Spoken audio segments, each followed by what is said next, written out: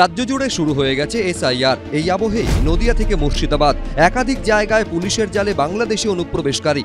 Police সূত্রে দাবি, মঙ্গলবার গভীর রাতে মুর্শিদাবাদ স্টেশন সংলগ্ন এলাকায় ঘোরাফেরা করতে দেখা যায় 4 জনকে। সন্দেহ হতেই তাদের আটক করে পুলিশ। পরে জিজ্ঞাসাবাদে জানা যায়, ধৃতরা প্রত্যেকেই বাংলাদেশের অনুপ্রবেশকারী।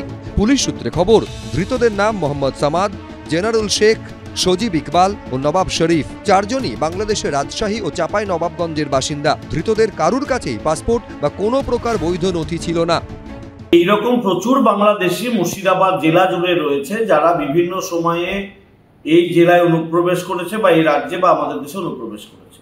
আজকে যদি তার কাটার বেড়া থাকতো মুর্শিদাবাদ সীমান্তে, তাহলে আজকে বিএসএফ এর দিকে আঙুল তুলতে হলো না। কিন্তু রাজ্য সরকার তার কাটার বেড়া দিতে কেন্দ্র সরকারকে বাধা দিচ্ছে, জমি দিচ্ছে না, ইলেকট্রিক দিচ্ছে, তাই আজকে অবাধে অনুপ্রবেশ ঘটছে।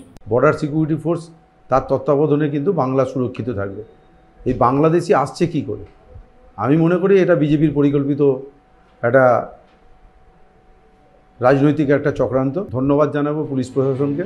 এদিকে মুর্শিদাবাদ থেকে প্রায় 79 কিলোমিটার দূরে নদিয়ার তেহট্টেও কাঁটাতার পেরিয়ে ভারতে ঢোকার সময় হাতে নাতে ধরা পড়ে 3 বাংলাদেশি।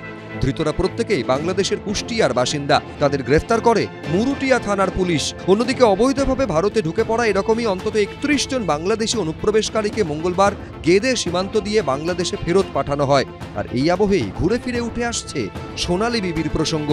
বীরভূমের পাইকরের বাসিন্দা সোনালী বিবি কাজের সূত্রে স্বামীর সঙ্গে 8 বছরের ছেলেকে নিয়ে দিল্লির রোহিণীর 26 নম্বর সেক্টরে থাকতেন।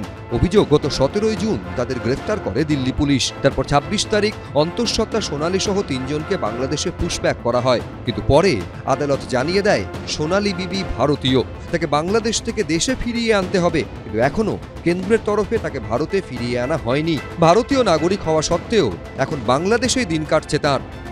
রাজীব চৌধুরী, প্রদ্যোৎ সরকার, এবিপি আনন্দ।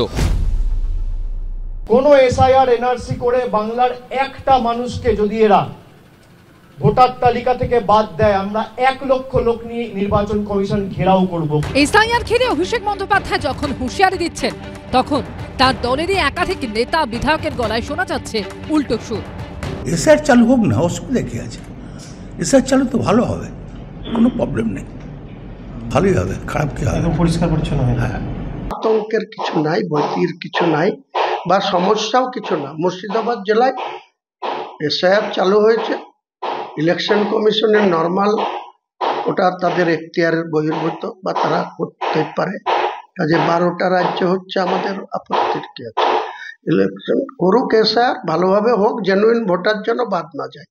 মমতা বন্দ্যোপাধ্যায়, অভিষেক বন্দ্যোপাধ্যায় যখন এসআইআর এর নেপথ্যে দুরভিসন্ধি দেখছেন, তখন এর আগে বর্ষিয়ান তৃণমূল সাংসদ সৌগত রায়ও এসআইআর এর মধ্যে খারাপ কিছু খুঁজে পাননি।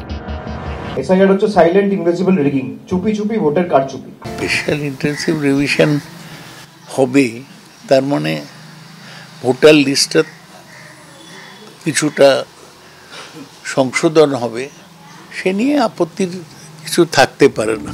এদিকে তৃণমূল এসআইআর এর বিরোধিতা করায় বিজেপিতে যোগ দিলেন আলিপুরদুয়ার জেলা তৃণমূলের সহসভাপতি।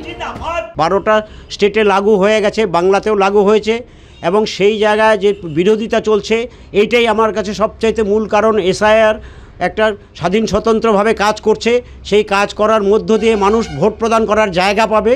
তার জন্যই, এই প্রতিবাদের জন্যই আমি এই দল থেকে বেরিয়ে আজকে ভারতীয় জনতা পার্টিতে যোগদান করেছি। এসআইআর পক্ষে তো আমরা তো বলিনি এসআইআর হবে না। আমরা বলেছি এসআইআরকে সামনে রেখে কোনো রাজনৈতিক উদ্দেশ্য প্রণোদিতভাবে কোনো কাজ যদি করা হয়, সেই জায়গাটা নিয়ে আমাদের কিন্তু আপত্তি আছে। নির্বাচন কমিশনের নির্দেশে ইতিমধ্যেই পশ্চিমবঙ্গ সহ 12টি রাজ্যে এসআইআর এর প্রক্রিয়া শুরু হয়েছে। 4 নভেম্বর থেকে শুরু হচ্ছে বাড়ি বাড়ি গিয়ে ভোটার যাচাইয়ের পর্ব। ভাস্কর মুখোপাধ্যায়, রাজীব চৌধুরী ও সন্দীপ সরকারের রিপোর্ট, এবিপি আনন্দ।